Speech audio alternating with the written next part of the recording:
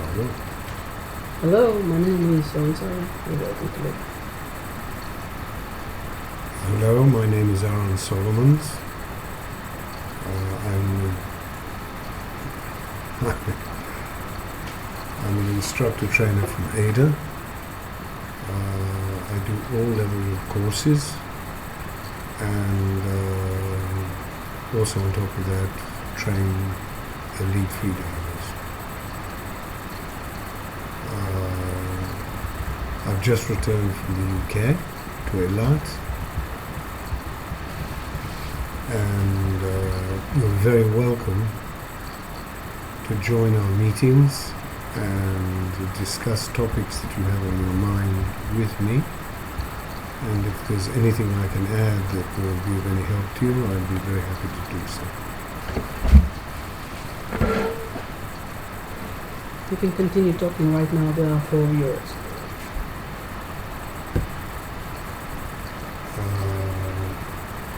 We can address nearly any topic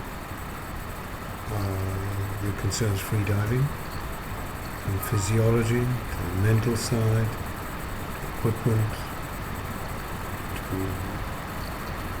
anything you want to ask about freediving. And this is our first experiment with a discussion group, and we hope it'll be a success, and we hope it'll be successful to some of you out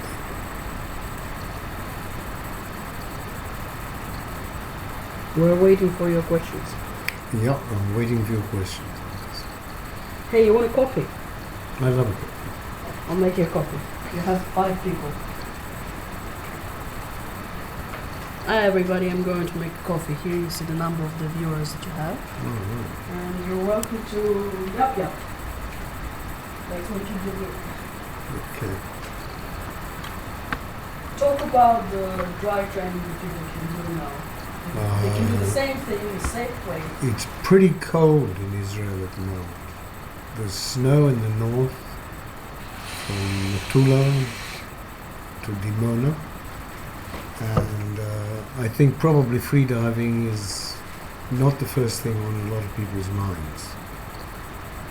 But for those of you who really are interested in the subject and are interested in being in a good condition in the spring or when weather conditions get a bit warmer, the water is still very pleasant in the eye. There's excellent visibility, and the water temperature, as measured at the university yesterday, was 22.7 degrees, which is fair enough. And we're not dealing with any really serious thermoclines at the moment. So the water is more inviting probably than the outside cold air. Nevertheless, I can understand that an awful lot of people want to hunker down in their houses and get warm. However, this is also the best time in the world to put on a lot of weight, get lazy, and find yourself with a huge catch-up to do in the springtime. So if you want to avoid even a little bit of this, it's not a bad idea to do some form of winter training. Now, winter training can basically be divided into 2 categories. The accessible to everybody, and winter training that is specific and for people who have the specific conditions to be able to do it. Nearly everybody can do dry training in one form or another.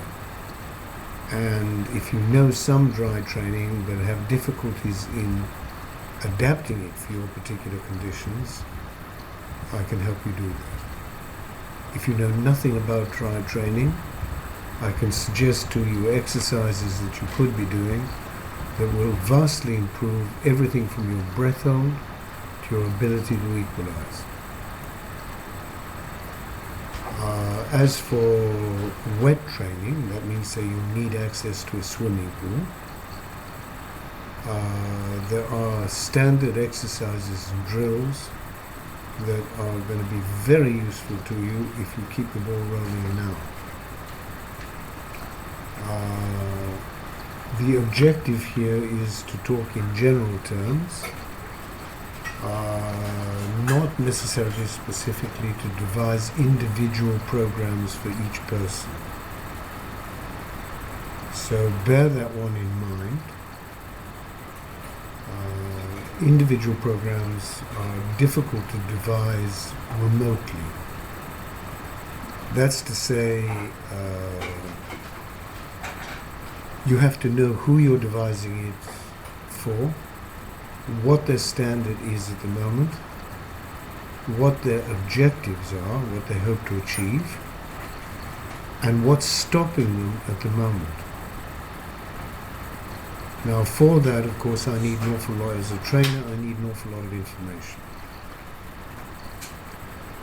Some of that information one can get just by talking to a person. Part of the information, perhaps a large part of the information, is by watching the person do particular exercises. And the third thing is when we have a meeting and we show you, either with video or by getting you to repeat certain movements in front of a mirror, exactly what you're not doing correctly. And that way we polish what you are doing, get rid of the bugs out of it, and we make a very good shape towards the spring, and when weather conditions permit us to get a lot more serious about it. I've just returned from England, where I was invited by an ex-student of mine, a man called Marcus Greatwood, who has the biggest club in the UK, numbering by his count over 200 members. And I was invited to, as a guest, to conduct a training session. Well, this was sprung on me by surprise, and I made a bit of a speech to them saying, look, I don't know what you want from me, because a training session is something where you do it individually, and you have an individual program, and we do it by a process of assessing where you're at the moment, making a plan together, devising strategies to move forward, and then finally doing the program where I'm observing every part of it. Well, obviously the thing fell down apparently at the first hurdle, because I didn't know the people. So we decided that we couldn't do a training session, but we could do something else. We could focus. They wanted to do it in a pool near Richmond in London, and they decided, with a little bit of assistance from me, that basically what I would be doing is correcting their style. Style is a critically important element in all dynamic training. Somebody for a coffee. The coffee. The coffee, the indispensable coffee. The style is an indispensable component of training. It comprises several factors, one of which is hydrodynamicism. An awful lot of people, if you examine movement in the water, movement is different in the water because water is very dense. We have very little resistance moving through air. Moving through water, we have tremendous resistance. And people don't understand really the equation of moving in the water, where a much smaller part of the equation is actually your propulsion through the water. What's moving you, your fins, your finning. an awful lot of it is what resistances you have underwater. Now here's a little story. Back in World War II, the Royal Navy were trying to make experiments, the British Royal Navy were trying to make experiments and find out how they could improve the speed of their submarines underwater.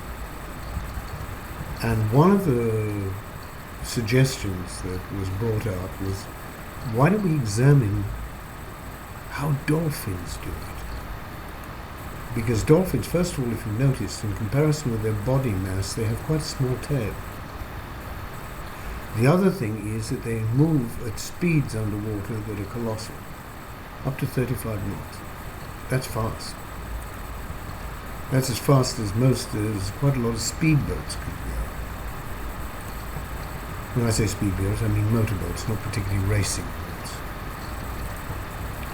Now, they made some discoveries. They made some terrifically accurate models. This is the day before computer modeling.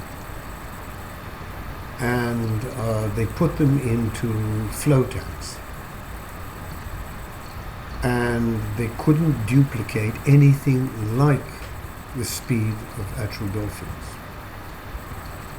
And then they made a discovery. It puzzled them for a long time how this could be. The movement was correct, the shape was correct, the mass versus other mass was correct. Everything was right, and yet they couldn't get anywhere close to the speed of the real dolphins. And then they asked the person who was an expert in dolphins, and he said, look, you forget something. The dolphin underwater doesn't touch the water. No part of his skin touches the water. He has what we call a sacrificial skin. It's like pores that ooze out a substance that bears on the water. It's like a dolphin being covered in mucus, if you like, moving through the water. So that this mucus is the only thing that comes in contact with the water. And it has very, very, very little resistance. Okay, we don't have that advantage. We did make certain discoveries, however. The swimmers did. They invented something called the new swimsuit. I believe it was called the Yin Fa suit originally. Now the Yin Fa suit was a very, very tight suit, one piece that you put on, straps going over the shoulder and covered the whole body. And suddenly every record in swimming nearly was broken. Now, was it the slickness of the material? Not really. The secret of the suit was that it compressed the muscles. If you look at a human body moving fast underwater, you'd be amazed. It looks like you've got loose skin that ripples the whole time along the whole of your body. This actually creates fantastic resistance. Little eddies that go around like that and cause resistance. If any of you are engineers out there, I draw your attention to Reynolds' law and the law of laminar flow, and then we'll be on the same page. Let's come down to earth, or rather come down to water. What we want to do when we're practicing style and practicing drills is minimize our drag in the water. Now, that has certain principles that we have to think about very carefully. One, we have to be 100% level in the water and move straight, not angled, going like that, because that way we find that we're pushing nearly 3 or 4 times our body weight of water. That slows us down. Now, as a lot of you know, a lot of the new dynamic technique with the monofin is kick, kick, glide. Kick, kick, glide. Now, here's the ticket. That has certain secrets involved. First of all, the glide has to be 100% straight, so that we're actually pushing the minimum amount of water. For that, we use neck weights. And I'll tell you why. Because basically, if we take a man's physique, you'll find that if you were in the water in a bathing suit and you went underwater and could stay underwater, you would float with your head up here if you stop movement, yeah, and your legs would sink. Your legs being a lot heavier than the front part. Why? Because you have two large sacs of air in the front part, called lungs, and they cause you to be head up and feet down. Okay. Now, instinctively, you know if you're swimming underwater that you have to correct for that. So people progress in jerks, head down. And you think, what am I going to do if I want to make them go straight? Now, it doesn't seem logical, but this is what you have to do. You have to put weight on the front, because they're overcompensating. Yeah? The moment you put weight on the front to compensate for these two big sacks of air that you've got in your chest, if you get the weight right, you're going to be flat. How do we do this? We push off from the pool in the correct fashion, and we have somebody measuring on the surface, yeah, how far we glide underwater without using either our arms or legs, just from a push off. Probably 7 or 8 meters if you're doing it correctly with the correct amount of neck weights. Now, if we're a little bit like that, or a little bit like this, I'm exaggerating at the moment, yeah, we're going to be gliding a lot less because we're pushing a lot more water. Now, if we're doing it with a waist weight belt, we will probably find that at the end of our push-off, we turn. Because it's very, very hard to get waist weights, sorry, that's a tongue twister, exactly symmetrical on the body to avoid this happening. But a neck weight, with weights all the way around, we don't have this problem. So we always do this exercise with a neck weight. Once we've established the right quantity of neck weights, and we in freedivers go to the trouble of videoing people underwater. We have a GoPro. It's a modern disease that everybody now has a GoPro. I think they use it from everything from porn to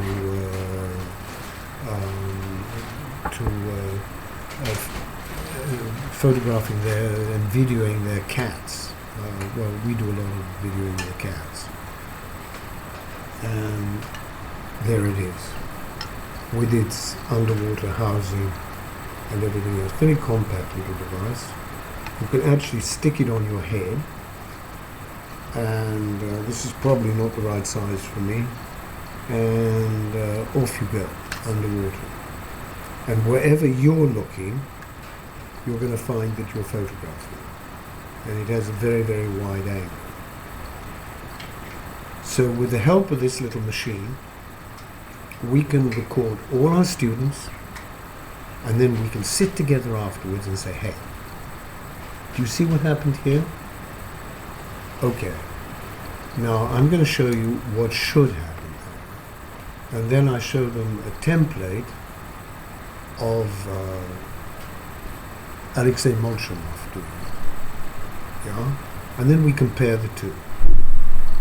And if you're not a world champion yet, well then maybe you need another 3 lessons. So anyway, let's get back to my meeting with Marcus and his club, which was called No Tents. Well, first of all, I want to thank you that there are already 8 people of you watching. You're welcome to ask questions. And you're welcome to ask questions. What happened was that we decided that we would first do style correction, which is something that everybody can benefit from. There is no individual starting point, and it's something that we can analyze individually, one after the other, and really gain a tremendous amount. Now, let me go back to what we're looking at here. We say that with a monofin, it's kick, kick, glide. With a bifin, it's continuous movement. Now, in both cases, the common denominator is that people have to be completely flat in the water. So we began with the exercise which I've just described, which is pushing off from the end of the pool, and seeing how far we could go with an actual push-off, without either moving our arms or our legs. When we got that right and we got everybody satisfactorily balanced, then we started looking at style. Actually, all but 2 of them were in bifins. Marcus had done a very good job on them, and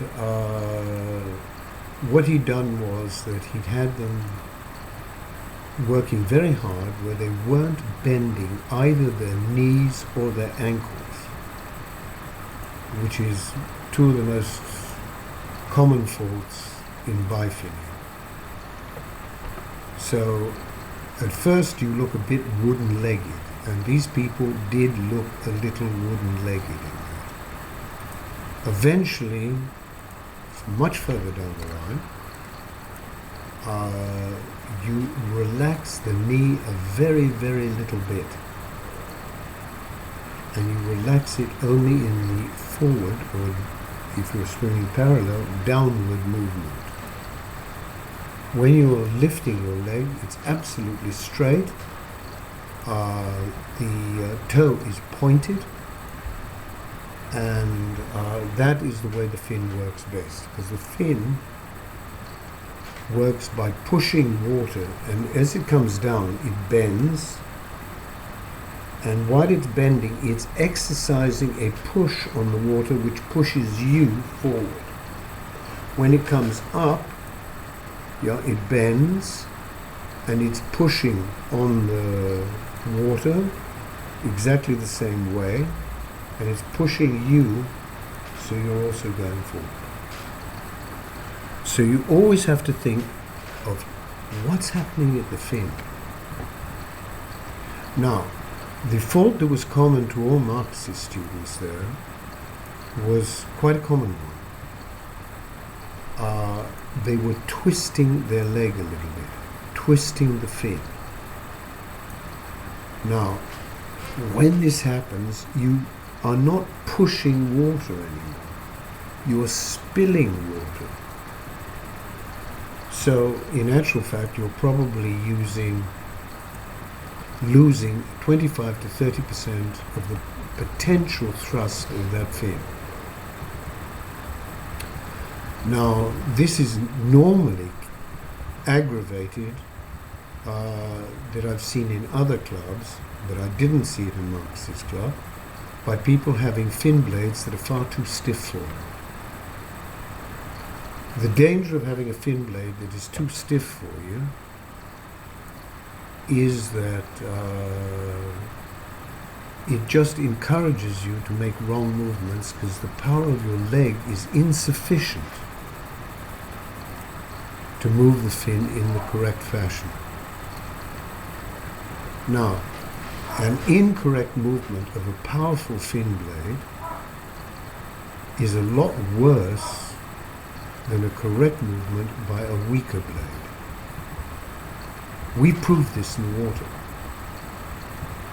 At a depth of anywhere between 10 and 15 meters, we put a 15 kilo weight, which can be up to 15 kilos in weight. And we invite people first with a hard fin to go down, because hard fins are more powerful. And if you're going deep, you need a more powerful fin, don't you? Nonsense. Okay. They go down with the fin, yeah, and they try to bring up this 15 kilo weight. If you have got a good safety diver that you rely on, you can try this. They struggle to bring up the weight, and none of them do. You give them a softer blade, and lo and behold, they bring the weight up to the surface. Hey, what's happened here? Thing is very simple. That it's a question of physics here, of force exerted. It's Newton's second law, come on. Something that's pushing water that way will give you an equal and opposite thrust in the opposite direction, i.e. you're going to move correctly. Now the amount of water that engages for a longer time, the more you're going to move forward and the more thrust you're going to get. So by and large, all this Rambo thing, I heard this colossal amount of bullshit about this in America particularly, amongst spearfishermen, where they'd even numbered the blades. Hardness 1, 2, 3, 4, 5. And a beginner takes a 1, and a real deep guy takes 5. Nonsense. Yeah? I have seen most of the moss-back fishermen that I saw, the older veteran fishermen that I saw, looked like women in tight miniskirts trying to ride a bicycle very fast, or alternatively somebody having an epileptic fit underwater. It wasn't pretty to see, nor was it effective, from the point of view of consumption of oxygen. So our basic pool session was correcting small faults, and we found that it made a huge difference. Now, this is one of the things that we might relate to this form. We can give you the information, but there's an element that's missing here, and that is that both of us have no idea whether you're actually putting it into practice in the correct fashion. And if you're not, obviously you're not going to get the results out of it that we intend. So we're going to try and make a difference here and talk about general principles and try and correct things that may help you.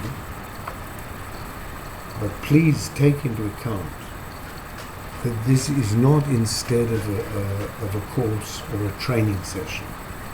A training session, your trainer is not somebody who you go to prove something to. Your trainer is a friend, and he's on your side. He's trying to tell you how you can improve what you're doing. If he's a good trainer, he's not just telling you how the champions do it and you should do it like that. He's looking at what you can do to produce better results with your particular physiology and your particular psychology and everything else. And for that, he has to know you pretty well. At least have contact with you for a day. And it may lead to that. There may be things that we can correct immediately. There's advice on equipment.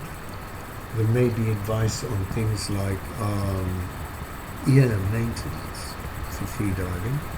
There may be things like diet. There may be all kinds of questions that you may have that you can take a look at my input, and we will have a contract between us.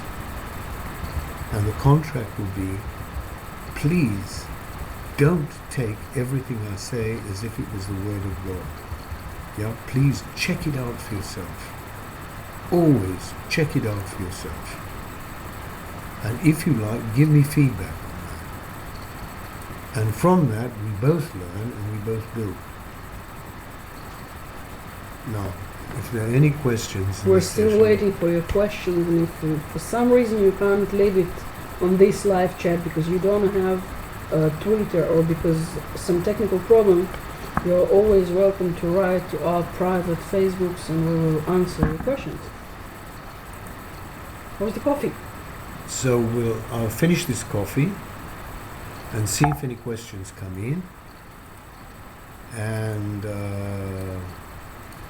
if there are any questions, I'll be delighted to help. You can always post questions on this link that we just posted. That's Aaron's professional page in Facebook.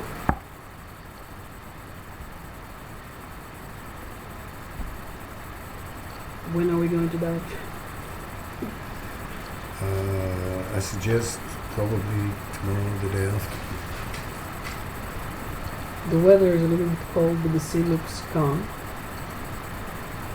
Yeah, the weather is definitely cold. Make sure that you're pretty close to a hot shower when you come out. People are not asking questions, but probably in this season, one of the hot questions, literally, would be what kind of suit to choose if somebody is buying now a suit. If he's not a professional freediver and doesn't own 1/2, 3, 5 and the vest, what would you recommend somebody to buy for this season? Okay, let's talk about suits. The first thing is talking in general terms about a suit. A suit must fit you like another skin.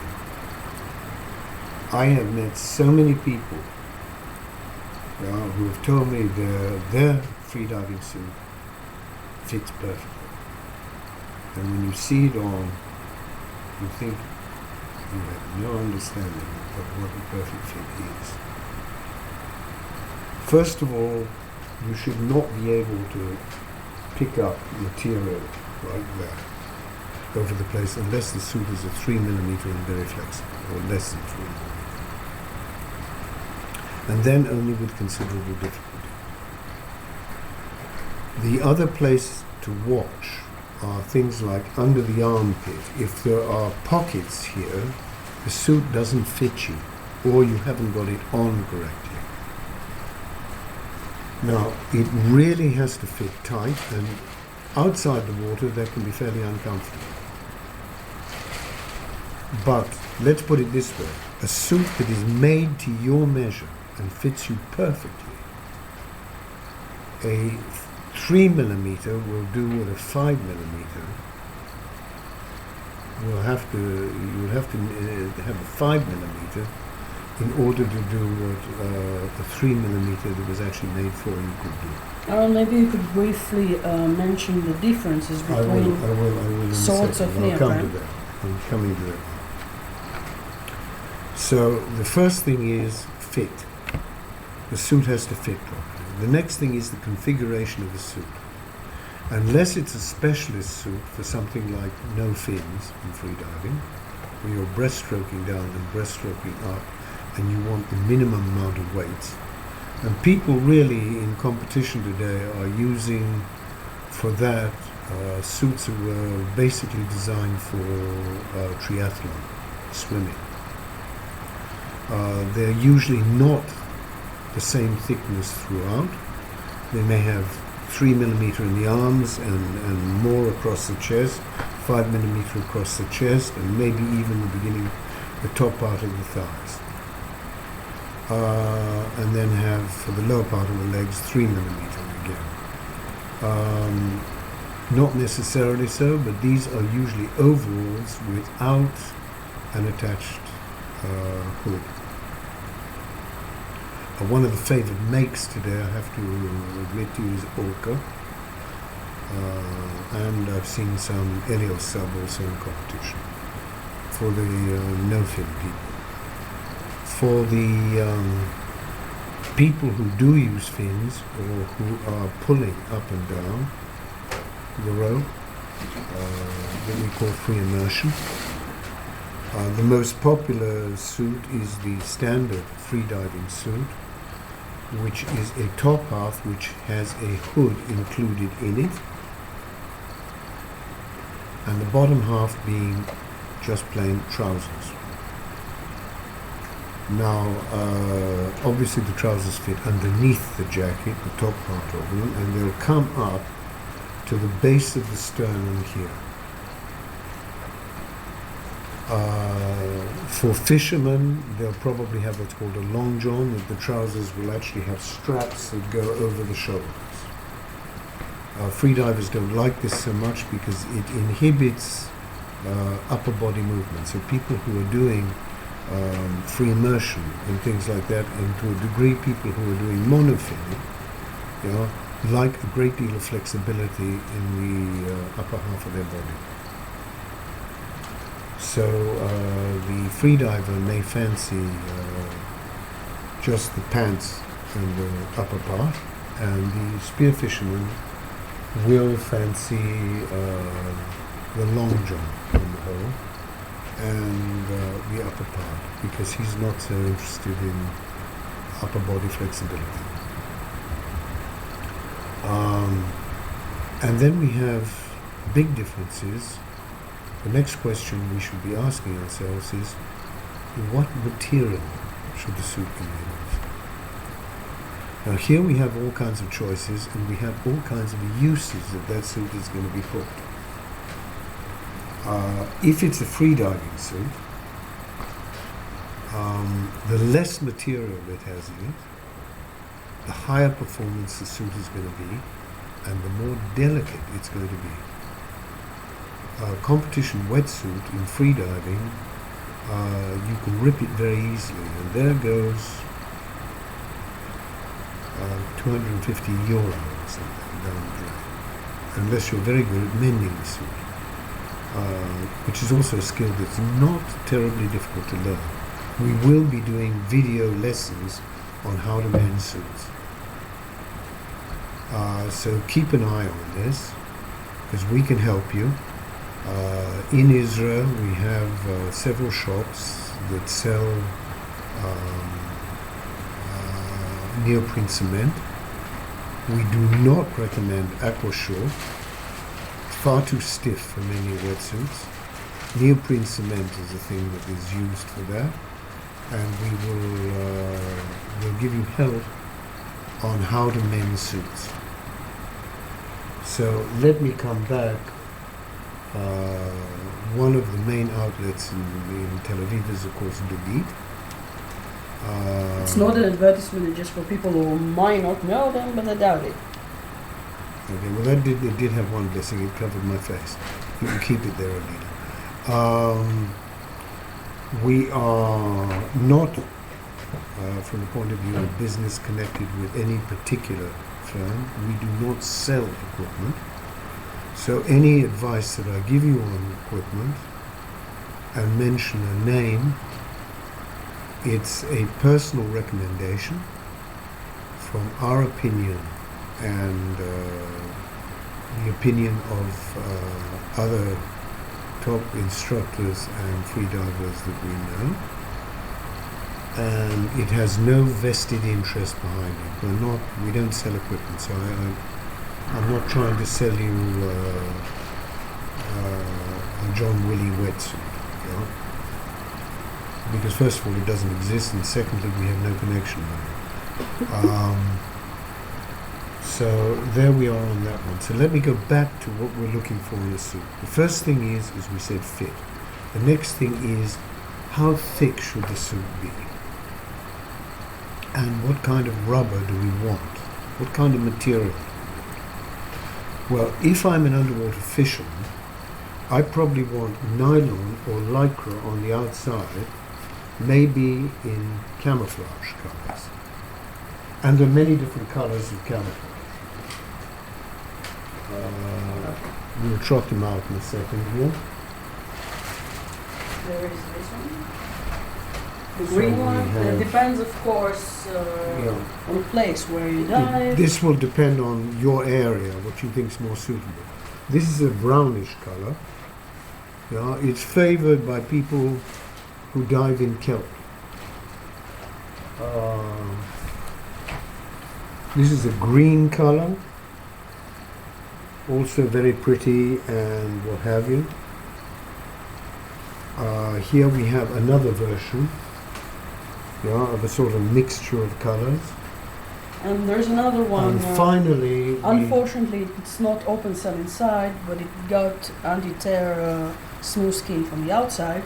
and that's a blue one for blue water hunting. It also is supposed, the Australian spear fishermen tell us that it's supposed to keep you clear of white sharks. That they apparently have decided that blue camouflage is not on their menu. It's possible that one of them tried it once and then spread the word that it tastes horrible. However, that's for spear fishermen. Obviously, spear fishermen like very often to have a big pad on the chest so they can put the gun butt on it to load. Some of them like knee pads, those ones who we call centipedes, who like to crawl around on rocks. They like a little bit of padding or hardened padding on the knees. That's okay, because you shouldn't be using your knees anyway. These are all special things for spearfishing. The advantage of having material on the outside, and we've got one here with material on the outside, open cell on the On the outside? Material on the outside? material on the outside, open cell on the, that's called material. I think you're holding that in your hands. Oh no. This. Right. For instance, All of them. yeah, well, I just wanted it within reach. Now this one is material on the outside.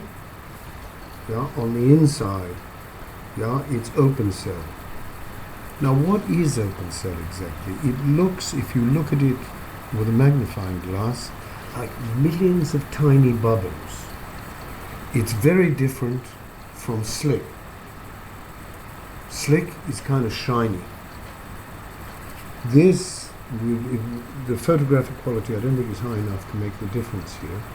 That is slick on the outside and open cell on the inside. It would look probably like a sponge. So it looks on the inside a bit like a sponge. Okay? Now, these little tiny pockets of air actually stick to your skin, and they're the insulation, and very little water penetrates into the suit. Open cell is by far the warmest. A freediving suit should not have any zips in it or Velcro in it at all. You put it on because they're very, very flexible. So we've talked about the one for spearfishermen. It has one advantage that maybe is a good idea even for training for freedivers. They're much more durable. They're a little less flexible than a competition suit that is open cell on the inside and slick on the outside.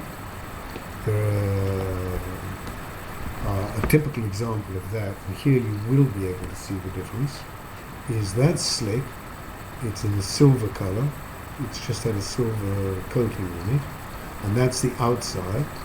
The inside is open cell. The outside has tremendous slipping qualities going through the water. It's unbelievably flexible. The feeling is the body rubbed in oil. The feeling is like your body's been rubbed in oil. You don't really feel this suit on you. Disadvantage? They are very, very easy to tear. You can tear them putting them on with a fingernail. You push your fingernails through them very, very easily, so you have to be careful of these. Okay? So we talk a little bit more about the material. The material of a wetsuit, we talk about how it compresses, because that's what happens to it at depth. Because it's full of little air pockets, and we say that a suit, or a material for diving is more or less compressible. And we talk about that in terms of medium density, low density, and high density. High density means that there's more rubber per square centimeter and less bubbles. Low density means more bubbles and less rubber. So let's understand what this means. A medium density is half and half. Okay? So let's understand what exactly this means. What it means to you. Low density, which is the one with a lot of air pockets, is very comfortable, very flexible, very warm. Aha, surely that's the ideal. No, it isn't. Because it floats you a tremendous amount on the surface. So you need a fantastic amount of weights to help you go down.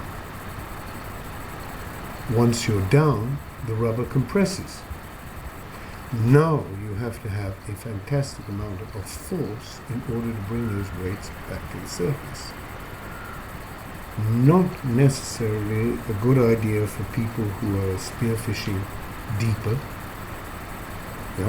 The deeper you go, the less air bubbles you want. You want a higher density rubber. So bear that in mind. Now, I'm not going to give you exact water temperatures per thickness of rubber. What's best, what 3 millimeter can go down to, because a lot of these things are very subjective and they depend very much on the kind of rubber you've got and how well the suit fits you. By and large, in a last winter, I used a 3 millimeter suit. The water temperature got down to 19 degrees, maybe 18.5. And I used a 3 millimeter suit with a 1.5 millimeter vest, all winter. And I was in the water for more than 2 or 3 hours at a time, and without discomfort. I hear of people fishing in the Mediterranean in water temperatures of 12 degrees. I'm well familiar with water of 12 degrees. We were in Baja California in Mexico, and diving in the Pacific, that's what you have. They talk about using suits of 7 millimeter. I personally think this is a complete nonsense. It's telling me that they have no idea how to choose a suit, or no options, and their suits simply don't fit and they're the wrong rubber for them. There is no excuse of using 7 millimeter yarn for 12 millimeters for 12 degrees of water. Personally, I think it's got an element of danger in it, because you're going to need a fairly colossal amount of weights to take you down. And that suit will compress. Not the ideal, but on the hand, an awful lot of the spearfishing in the Mediterranean is not deep. There are other places in the world where spearfishermen go seriously deep. They have to in Greece, because they've killed all the fish that were between the surface and 30 meters, for instance. So anyway, let's get back to the suit. So the thickness of your suit is basically going to be, at the first, a degree of guesswork. I would say anything around about 21 degrees, you need to be thinking of 5mm. It is very, very hard in Israel to have a suit that is good for the high summer temperatures and the low winter temperatures. And it doesn't matter really whether you're in Eilat or there's a bigger temperature variance in the Mediterranean. And it doesn't really matter whether you're in Eilat or whether you're in the Mediterranean. It's nearly impossible to say, I want one suit that will do everything. Basically, you can say that the water temperatures get high enough in summer in both places that pretty much any old suit that will keep off jellyfish and anything else will do. So the suit that you want to take seriously is your winter suit. My recommendation to you is a 5mm suit, and if necessary, a vest. And my recommendation to you further is that these things should be made to measure. Now, here's the thing. Probably the best maker of suits in the world, and certainly one at the very, very top, and the easiest to deal with because they've got a very good website that works well, and it's very easy to order from it, is Elias Saab. And you can see there. You can go on the internet and find them. They have excellent little videos explaining exactly where to measure from when you're measuring the shoulder, or you're measuring the arm, or whatever it is. And